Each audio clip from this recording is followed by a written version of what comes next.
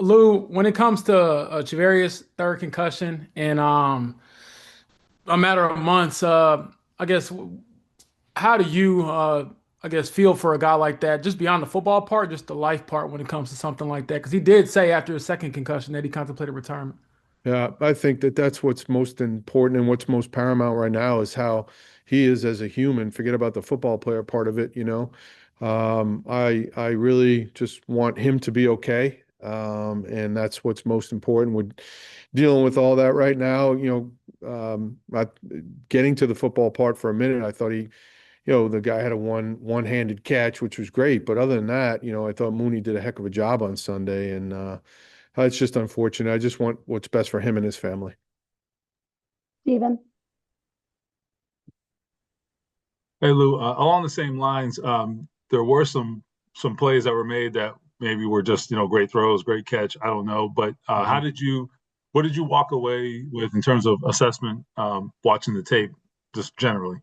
Yeah, I mean, unfortunately, obviously, it wasn't good enough. I think that one of the things that's been an issue for us this season is the explosive passes, and that's something that you can't be an elite defense until you stop those. I think right now we're third in the league in yards per attempt and sixth overall in rush defense, which is where you want to be. I certainly want to be in the top five in every category, but our pass rush has to improve, and our coverage down the field on these deeper throws has to improve. And that's on players and coaches alike. I promise you, this is not a trick question. Mhm.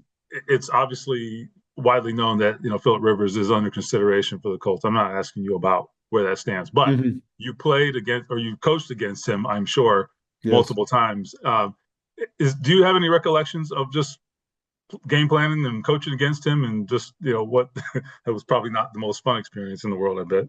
No, I mean, again, correct me if I'm wrong, but he's on the Hall of Fame ballot, is he not? Yeah, yeah. So that says all you need to hear. But just a super, super competitive guy, can make all the throws. So yeah, he was more than a headache. I'll tell you that. So. All right, Brandon, thank you. Kevin. Lou, what do you see from Jackson Smith and Jigba? Obviously, the numbers are pretty impressive what he's put up this year. Yeah, terrific player. Obviously, targets are unprecedented. You know, I think I don't know where it stands to like Jamar last year in terms of all his targets, but that's where they're going with the ball. And oh, by the way, his second option is Cooper Kupp. So they've got some firepower over there. He's a great player. They move him around a ton. So they've done a great job. Setting things up over there.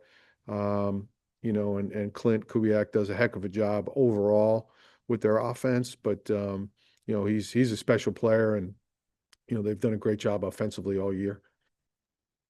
Joel. Lou, you mentioned the pass rush needs to improve. What sticks out about the pass rush right now? I just think when we get our one-on-ones, we've got to win more of those battles. And, it's very few times in the NFL you're going to get free runners. We had a couple on Sunday, just with some of our zero blitzes. But when we get an opportunity to get one-on-one, that's where I think we need to, just to do better across the board. We got to coach it better and help the players get better in that area. It's not like it's not something that we haven't focused on. And I think our guys are. And we got great guys in this building, and everybody's dying to do the things right to get us a victory at this point. And I feel good about it. We all just need to do a little bit better in that area. Do you guys need more from the edge rush and specifically Laiatu Latu? I just think it's an overall effort. It's not just one guy. Back end guys covering tighter, so the quarterback holds a little bit longer. It all works together. But yeah, they all need to take a step up as we go through the final 4 weeks of the season to put us in position to be where we want to be. A couple more, Nathan. So I know you've been on several teams that have made late season pushes to the playoffs. In these tense final couple weeks, in your experience, what separates, those teams that maybe just fall a little bit short and the teams that are able to get over some of these humps, some of these setbacks in the back half of the season and are able to overcome adversity and get to the postseason? No, I think it's a great question. First